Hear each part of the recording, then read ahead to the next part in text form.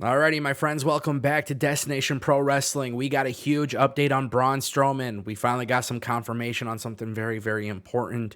Also, Tony Khan news. He talks a little bit about AEW Rampage, rejecting a WWE Backstage type show for AEW. Also, CM Punk news, how he's actually helped the AEW metrics. I specifically want to talk about that in today's video because I have some hot takes and I am prepared for all of your comments in the comment section down below. So if you're new here, thank you for tuning in. Hopefully you can click that subscribe button and support the channel. And if you're an existing visitor, I just want to say thank you so much for all of your support lately because you are incredible. All right, CM Punk, as you guys know, since he's arrived at AEW, Tony Khan loves this guy, and he keeps gloating about it. He gloats about the success of CM Punk in AEW. He actually did an interview recently with Gavin Bridge at Monaco Streaming Film Festival. He was talking about a huge lift in his business metrics. Also, AEW All Out had over 200,000 pay-per-view buys, which is very incredible stuff. You guys can look on Google and find out a ton of information on pay-per-view buys for WWE. I think it was WWE Money in the Bank 2011.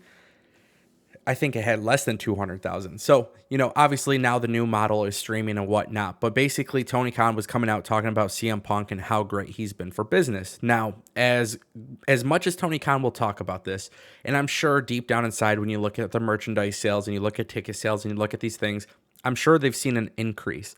However, I am on the side of the fence where I truly don't believe that CM Punk or Bryan Danielson was needed for AEW. And it's weird because I have a feeling a lot of people are going to go in the comments and tell me how much they disagree with me.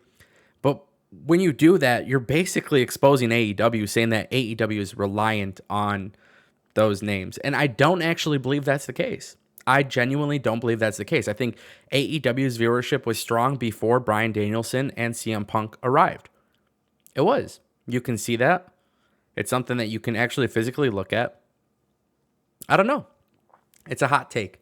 It's a take that a lot of people don't want to agree with because they feel like AEW needed them. I don't think so. I think AEW has done such a good job in the first 2 years of business building up new stars that they didn't need to sign anybody.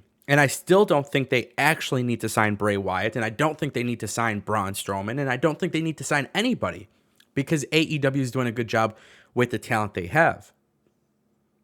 It's very clear that AEW Rampage had over 1 million viewers when CM Punk debuted, and now it does 500,000.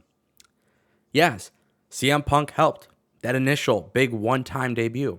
Now what happened to the show? I'm just saying. I think a lot of people are going to get it twisted here, but just understand that I'm actually saying good things about AEW here. That's my point to all of this. Speaking of Tony Khan, he basically also confirmed, which was actually really interesting. So same thing, same film festival interview thing. But basically he was coming out talking about the analysis show for WWE Backstage, hosted by Renee Young, Christian, Paige, CM Punk. And basically, Tony Khan buried this idea. TNT had actually asked him, Warner Media had asked him to do this for the third hour of AEW. Instead, they decided to do Rampage.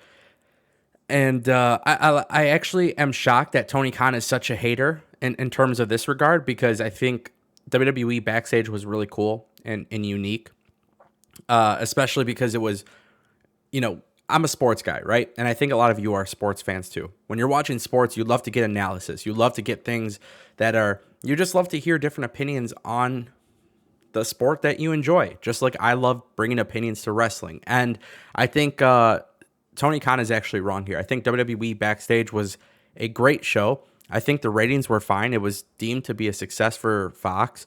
I think AEW would absolutely benefit from having something like this, but Tony Khan doesn't agree, which basically means Tony Khan doesn't like people who give analysis on their product. Might be me, I don't know. But look, I think it would have actually worked out a lot better for AEW. And I'm shocked that he actually turned it down because he is a sports guy. Tony Khan obviously runs the Jacksonville Jaguars, Fulham Football Club, and whatnot. All right, guys, and final story of the day, Braun Strowman. We have another Braun Strowman update. This guy was supposed to show up at Bound for Glory, supposed to show up for the TV tapings. Well, guys, it's been a couple days. He hasn't done so. He has not been seen at the tapings for Impact Wrestling, and this is largely due to the fact that everything happening with Braun Strowman is up in the air. There is rumors that WWE is interested in bringing him back. Then those rumors are basically turned into a whole conversation of WWE has no interest in Braun Strowman. But one thing that we do know for sure, 1000%, he has confirmed this. Adam Scherr, aka Braun Strowman, has confirmed that his new wrestling name is in fact the Titan. So this is something that's been rumored for a while. And yeah, well, it sucks. Okay? It sucks.